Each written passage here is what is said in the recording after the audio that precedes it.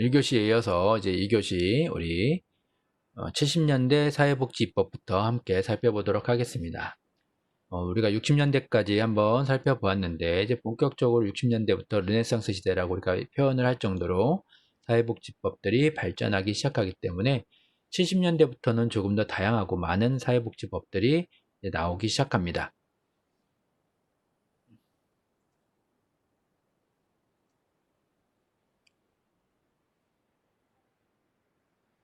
그래서 1970년대 사회복지입법, 경제적 부흥, 우리가 70년대만 해도 경제적 부흥을 위한 국민적 단결은 세계 질서의 변화로 인하여 위기를 겪게 된다라고 보는 거죠. 우리 사회는 70년대에 들어서면서 또다시 정치적 혼란에 빠지게 됩니다.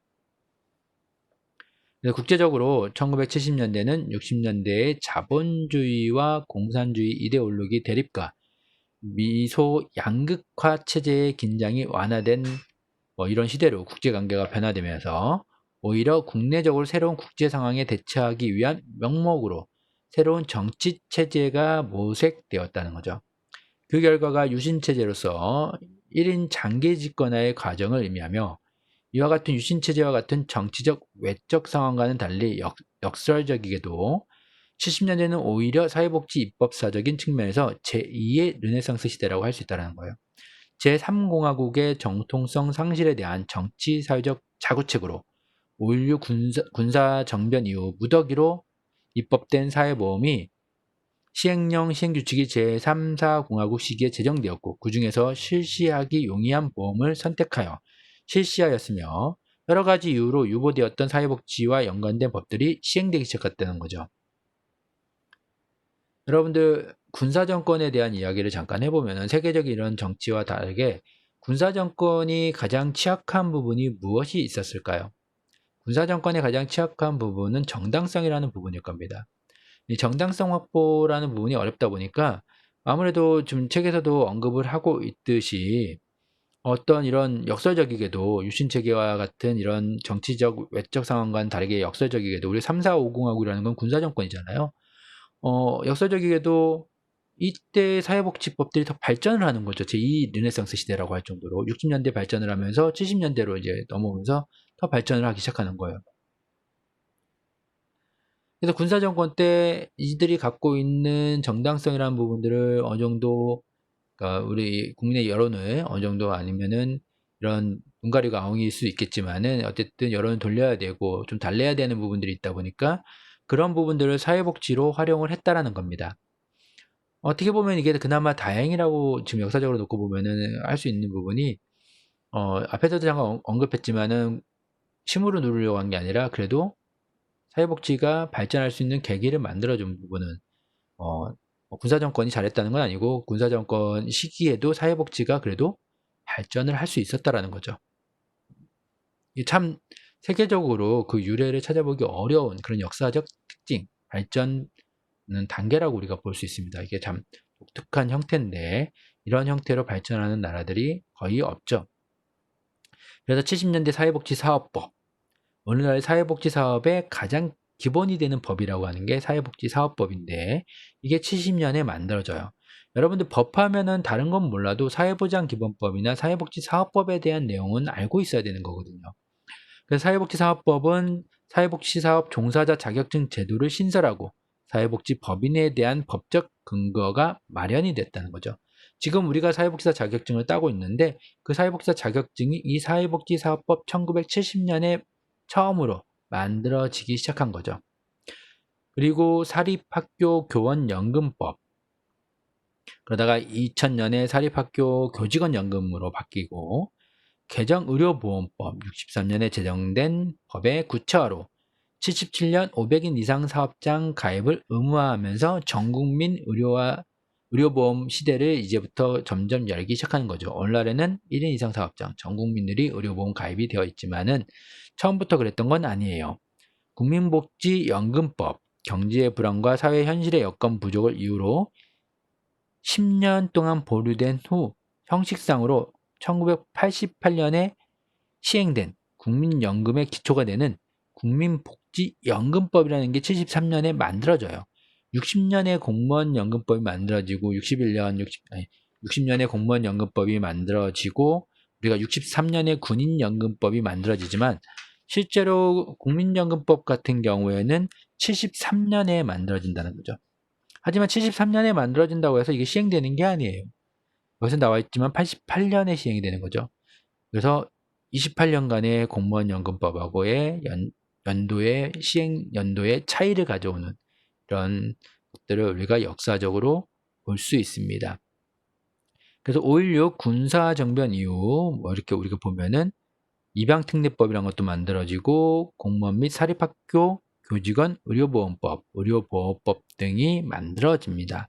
그래서 5.16 군사정변 이후 입법된 사회복지 관련 법의 시행령이 제정이 되며 사회보장 제도와 경제개발계획의 병행 추진으로 선택적 복지, 즉 사회보험의 가입이 용이한 계층 위주로 실행이 됩니다. 제3공화국은 공공부조와 연관된 법들이 제정되었으며 제4공화국은 사회보험법 위주로 제정이 되었습니다. 3공화국 때는 공공부조, 기본이 먼저 공공부조가 나온 거죠. 그러고 나서 사회보험 위주로 나오는 거죠.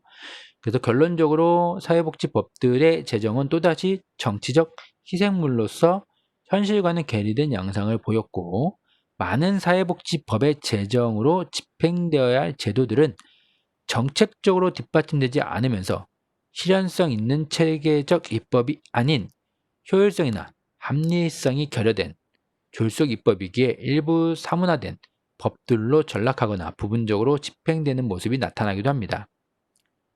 그래서 의료보험법 같은 법들은 시행을 연기시키면서 공무원, 경찰, 원호 대상자들의 사회복지와 연관된 법들이라는 거죠. 예를 들자면은 그러니까 실제로 모든 구성원들이 모든 국민들이 혜택을 볼 수 있는 의료보험법이라든가 국민복지연금법, 국민연금법이죠. 지금은 이런 것들은 연기시키지만은 공무원, 경찰, 원호 대상자들에 관련된 법들은 빨리빨리 시행시키는 이러한 것들을 특징을 볼 수가 있다는 거죠. 우리가 데탕트 시대, 새로운 정치체제, 사회복지의 입법사적인 측면에서 제2의 르네상스 시대라고도 이야기를 하고 공무원, 경찰, 원호 대상자들의 사회복지와 연관된 법이라고도 이야기를 하고 있습니다.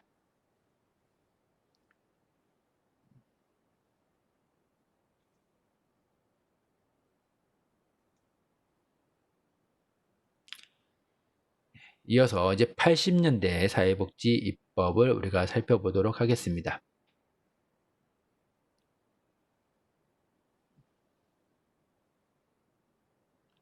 (1980년대) 사회복지 입법. 정치적 격변기는 80년에도 발생을 하는데 우리나라가 참 짧은 기간에 많은 일들이 있었던 나라예요. 그 격변은 79년 12.12 사태를 의미하며 그 결과 제5공화국이 등장한다는 거죠. 5공화국도 3공화국처럼 정치적 정통성 시비로 사회적 갈등 심화에서 벗어날 수 없었다는 거예요. 여러분, 힘으로 잡는 정권, 군사 정권들이 어쨌든 정당성을 우리가 정통성을 이야기하기는 어렵겠죠. 그래서 5공화국도 우리가 마찬가지로 상대적으로 대통령 임기가 8년이었던 5공화국 정부는 정책 구현의 기회가 많았다라는 거예요. 이전에 정치, 경제, 사회적으로 수면 아래 잠겨 있던 산업화와 도시화의 폐단, 장애인 문제, 핵가족 문제, 노인 인구의 증가 등 사회 문제들에 대한 문제 제기를 통하여 사회 발전의 가능성에 대한 각종 사회복지적 접근을 시도하면서 그 해결 방법을 복지사회 구현에서 찾았다라는 겁니다. 그 결과 헌법에 사회 구성원들의 생존권 보장을 위한 사회보장, 사회복지 증진에 대한 국가의 의무를 강조하였으며 소득보장, 의료보장뿐 아니라 사회복지 서비스 급여의 필요성도 강조되면서 사회복지법에 대한 제정과 개정이 진행되었다는 거예요.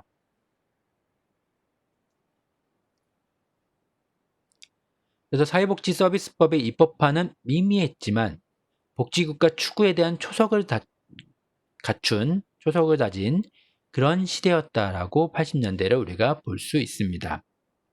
예를 들자면 사회복지사업기금법, 아동복지법, 심신장애인복지법, 그러니까 장애자복지법이라 되어 있는데 여러분들 아시는 것처럼 우리는 장애자라는 말을 쓰진 않고 장애인이라는 말을 써야 돼요. 처음에는 그렇게 생각하지 못하고 장애자, 장애우, 장애인이 있는데 물론 학자들마다 다 조금씩 다르게 이야기할 수 있지만은 장애인이 제일 맞는 말이라고 우리는 이야기를 합니다. 왜 그래요? 장애자는 조금 우리가 낮춰서 이야기하는 느낌이 있고 장애우는 좀 높여서 이야기하는 부분이 있기 때문에 평등, 사회복지는 평등이라고 이야기했죠. 똑같은 동등한 인격체로 같은 사람이다라고 해서 장애인이라는 표현을 우리가 더 맞다라고 이야기를 하고 있습니다. 그리고 노인복지법, 개정사회복지사업법, 70년에 제정된 법을 전면 개정해서 복지 증진의 책임을 국가와 지방자치단체에 있음. 이거 뭐예요? 사회복지를 제도화시킨 거죠. 제도적 복지, 우리가 선별적 복지, 우리가 이야기할 때 보편적 복지를 이야기할 때 국가의 우리가 이야기하는 건 추상적 복지, 우리가 복지에 대한 부분들을 국가가 해도 좋고 안 해도 되는 형태가 아니라 명문화, 제도화 시켰다라는 거예요. 제도적 복지. 그래서 사회복지사업법을 개정함으로써 국가와 지방자치단체의 책임을 명문화했다는 건 상당히 의미가 있는 복지국가로 나아가는, 그래서 복지국가 추구에 대한 초석이라는 이야기를 쓰는 게 이렇게 국가와 지방자치단체의 책임을 사회복지사업법에 담음으로 인해서 규정함으로 인해서 결국은 사회복지국가로 나아가는, 복지국가로 나아가는 초석을 다질 수 있었다는 거죠. 그래서 사회복지 종사자를 사회복지사로 하고 자격을 1, 2, 3급으로 분류, 사회복지관 설립 운영 근거를 규정하고 한국사회복지사 협의회를 법적 단체화하고 업무 위탁 규정을 마련을 합니다.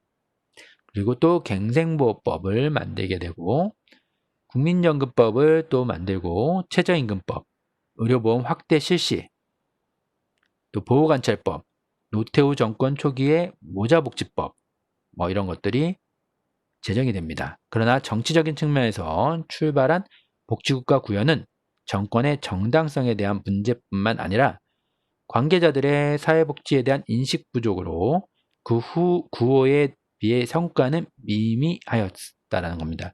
그러나 국민연금 전면 실시, 의료보험 확대 등 사회복지 서비스법의 입법화는 미미하지만 복지국가 추구에 대한 초석이라고 할 수 있다. 우리가 이렇게 보는 거죠. 역사가 어떻게 보면 재미있고 역사를 좋아하는 사람들은 우리가 즐겁게 볼 수 있겠지만은 또 어떤 면에서는 상당히 또 지루한 부분도 있어요. 또 사회복지 법제로는 몇 년도에 어떤 법이 만들어졌고 몇 년도에 어떤 법이 만들어졌고 이런 이야기들이 주를 이루고 있단 말이에요. 그래서 여러분들이 다 이거를 기억할 수는 없기 때문에 우리가 70년의 사회복지사업법, 그래도 기억해야 된다라고 이야기한 부분들, 우리가 이런 좀 중요한 내용들은 여러분들이 좀 기억을 하시면은 좋을 것 같아요. 그리고 국민연금법이 우리가 86년 시행, 그다음 88년에 시행이 되고 86년에 다시 우리가 개정이 되면서 88년 1월 1일에 시행이 된다. 그래도 우리 오늘날까지 이어지면서 중요하게 여겨야 되는 것들은 그래도 좀 기억을 하시면은 도움이 되고 나중에 또 시험 준비를 하시는데도 좀 도움이 되실 거라고 생각이 듭니다. 제가 이야기하는 시험은 기말고사는 오픈북이니까 문제가 안 되는데 중간고사도 그렇고 1급 시험을 이야기하는 겁니다. 여기 사회복지사업법에 1, 2, 3급을 나눴는데 지금은 3급은 없어요. 우리가 뒤에 가서 배우겠지만은 3급은 일시적으로 만들어 놓은 법인데 지금은 거의 3급을 사회복지 3급을 우리가 교육하거나 자격증을 주는 기관이 없습니다. 한때 여러분들 이제 잘 아시겠지만은 우리가 뭐 비닐하우스나 이런 데서 사회복지 사업들을 하는 그런 기관들이 있다라는 이야기를 한번 들어보신 적이 있을 거예요. 그래서 너무 옛날 얘기에서 없나요? 그런데 또 음지에서 사회복지 활동을 하던 사람들을 이게 다 사회복지기관들이 등록을 시키려다 보니까 자격증이 반드시 필요해서, 자격 여부가 필요해서 이렇게 만들어 놓은 제도입니다. 그래서 3급은 그래서 그 자체로 거기에 있던 이제 종사자들을 이제 등록을 시키려니까 자격이 있어야 되잖아요. 그래서 짧게 6개월 뭐 이런 식으로 교육을 하고 자격증을 주던 그런 제도라고 보시면 됩니다. 지금은 여러분들 2급과 1급만 거의 존재하죠. 전문대학을 나오면 무조건 2급, 4년제를 나와도 2급, 그리고 그 후에 4년제를 나오면은 대학원을 나오면은 바로 1급 시험을 볼 수 있고, 전문대를 나온 경우에는 여러분 2년대 대학을 나온 경우에는 1년간의 현장 경력이 있어야지 1급 시험을 볼 수가 있습니다. 이어서 90년대 사회복지 입법에 대해서 살펴보도록 하겠습니다. 90년대는 정치사회적으로 민주화와 함께 정권교체가 이루어졌으며 노태우 대통령부터 임기가 5년 단임제로 변경이 됩니다. 그럼 노태우 대통령이 민주화 대통령이라고 이야기할 수도 있고 아닐 수도 있는데 어쨌든 처음으로 국민투표를 뽑은 대통령이죠. 그래서 1993년 문민정부의 등장 배경에는 사회 전반의 민주화가 뒤따르고 있었고, 그러나 국민이 선택한 민주주의 정부라는 사실이 정치에 대한 신뢰를 정책적 신뢰로 간주하는 오류를 범하게 되면서 아직 경제적으로 준비가 안 된 상태에서 우리나라는 신자유주의라는 세계시장으로 편입이 됩니다. 그것은 한편으로 사회복지에 대한 오해를 불러일으키면서 다른 한편으로는 경제 위기로 인한 90년대 가장 크게 중요하게 있었던 게 뭐예요? IMF 관리 체제로 이어진다는 거죠. 그래서 우리가 아주 급성장을 경제 성장을 해왔는데 90년대에 이르면서 한 번의 위기를 겪는데 그게 IMF인 거예요. 근데 위기가 IMF로 인해서 이런 위기를 한번 겪게 되면은 대상자들은 어떻게 돼요? 사회복지를 필요로 하는 요보 대상자들은 더 많아지겠어요? 적어지겠어요? 더 많아지죠. 그로 인해서 대상자들이 더 많아지는 이러한 특징들을 가지게 됩니다. 그래서 그 결과는 정치, 경제, 사회적인 측면에서 강도 높은 구조조정이 이루어지고 수많은 실업자, 노숙자들이 양상하고 가정이 해체되고 붕괴되면서 각종 사회적 혼란을 가중시켰다는 거죠. 그럼에도 여성의 권익신장과 가정의 평화를 지키기 위해 성폭력 범죄의 처벌 및 피해자 보호 등에 관한 법률과 가정폭력 방지 및 피해자 보호 등에 관한 법률이 제정되고 98년 국민의 정부의 생산적 복지는 사회복지에 대한 관심을 증가시키면서 그동안 제정되었던 사회복지에 연관된 법들을 정비하기 시작한다는 거죠. 94년 제정된 의료보험은 국민의 정부에서 통합의료보험법인 국민건강보험법으로 대체가 되고 99년에 국민건강보험법이 만들어지죠. 공공부조법으로 국민기초생활보장법, 99년에 국민기초생활보장법이 제정은 사회복지 발전의 전기를 마련한다. 그 90년대 초 노태우 정권에서 여권 신장의 산물인 영유아보호법, 청소년기본법, 사내근로복지기금법, 사회복지사업법 이런 것들이 제정되고 김영삼 대통령의 문민정부에서는 고용보험법, 국민연금보험 확대 실시, 사회보장기본법을 제정하면서 사회복지에 관계된 법들을 체계화하였고 장기간 논쟁 속에 표류하였던 전문적인 정신보건법을 제정하였으며 여성발전기본법, 또 장애인, 노인, 임산부 등의 편의 증진에 관한 법률, 사회복지사업법, 70년에 만들어졌던 사회복지시설 설치 운영에 대한 허가제를 신고제로 변경하고 사회복지사 1급이 처음부터 시험은 아니었어요. 이렇게 국가시험으로 도입을 한다는 거죠. 그래서 2003년에 처음으로 시행이 돼요. 그래서 3년에 1회 평가는 사회복지시설 평가제도 도입하고, 물론 지금은 평가가 5년에 한 번 이루어지지만 처음으로 이제 사회복지기관 시설에 대한 평가를 도입을 합니다. 그리고 1급 시험이라는 제도도 만들고요. 예전에는 대학원을 나오고 4년제 대학원을 나올 경우에 4년제 대학을 나올 경우에 1급 시험이 주어지던 시절이 있었어요. 대학원을 나오면은 1급이 주어지는 이런 시절이 있었습니다. 근데 이제 1급 시험 제도로 바뀌면서 다 2급을 받고 무조건 2급을 받은 다음에 1급을 시험을 봐야 되는, 1급 시험의 또 합격률이 여러분들 뭐 항상 관심사인데 합격률이 그리 높지는 않아요. 어려운 연도에는 30% 초반대도 나오고 많이 높아야지 40%대 정도이기 때문에 여러분들 1급 시험 합격률이 그렇게 높은 편은 아니라는 거 참고로. 그래서 1급 시험을 보시려면 공부를 좀 하셔야 돼요, 사실은. 그래서 또 사회복지 공동모금법, 97년 사회복지사업기금법 폐지로 지역사회 단위의 민간재원 확보를 위한 민간주도 공동모금 활동에 관한 근거 마련으로 우리가 공동모금회법을 만들기 시작합니다. 한국사회복지법의 내실화를 추구한 시대였다라고 보는 거죠. 이 공동모금법이 되게 또 중요한 게 민간에 있어서 우리가 기본적으로 민간에 있어서 아무래도 민간에 있어가지고 우리가 어떤 모금이나 이런 부분들을 법으로 그 기준을 만들어 놓았다는 것 자체가 한번 우리가 의미 있게 생각해 볼 수 있는 문제겠죠. 그냥 개별적으로 하는 게 아니라 그 책임과 그러니까 우리가 후원을 할 때 국가 법으로 제정이 되어 있다 보니까 아무래도 신뢰를 할 수 있는 그런 기관들이 되는 거죠.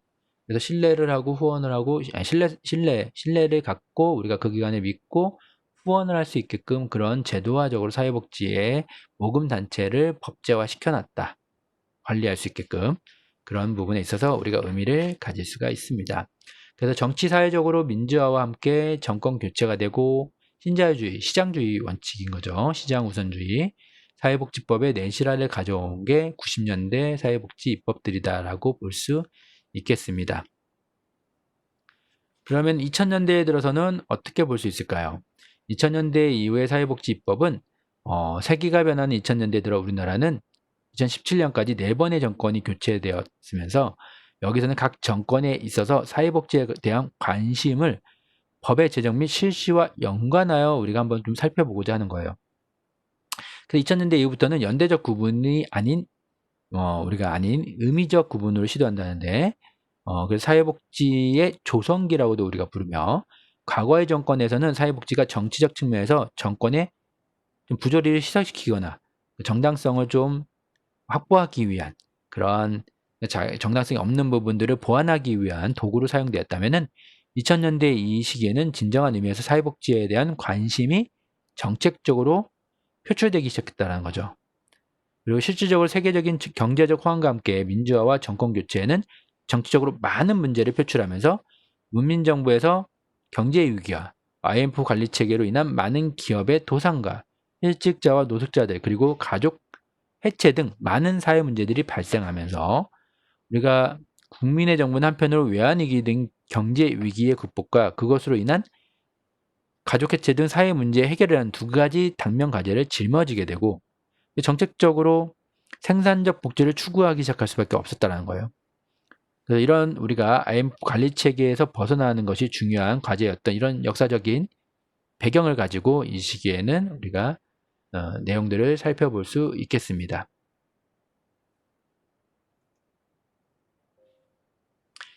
예, 여러분들 우리가 이제 90년대까지는 우리가 60년, 70년, 80년, 90년 이런 식으로 10년 단위로 우리가 연도별로 역사적 내용을 살펴봤다면은 2000년대부터는 우리가 국민의 정부, 참여정부, 또 이명박 정부, 이명박 정부를 또 딱히 뭐라고 우리가 이야기하기는 좀 어려우니까 그 다음에 박근혜 정부까지도 최근에 이제 이어지는 부분들, 현 정권까지 이어지는 부분들을 같이 좀 살펴보고 이야기를 나누면은 더 도움이 되겠죠.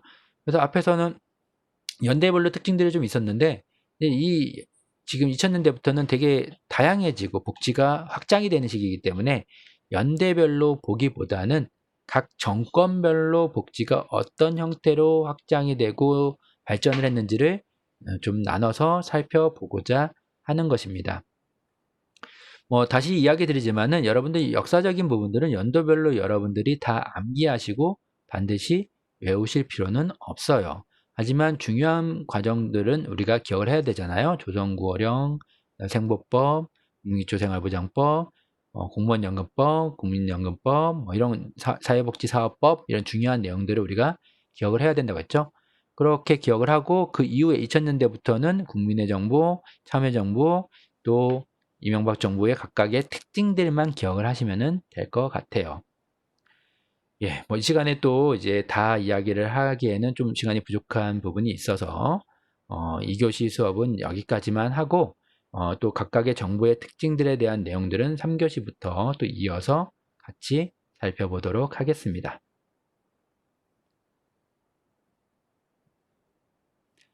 예, 그래서 잠깐만 우리 또 이제 여러분들이 교재로는 우리가 68페이지에 대한 내용들을 본 거고 69페이지부터는 3교시에서 우리가 같이 보고자 합니다. 예. 2교시 수업은 여기까지 하고 마무리하겠습니다.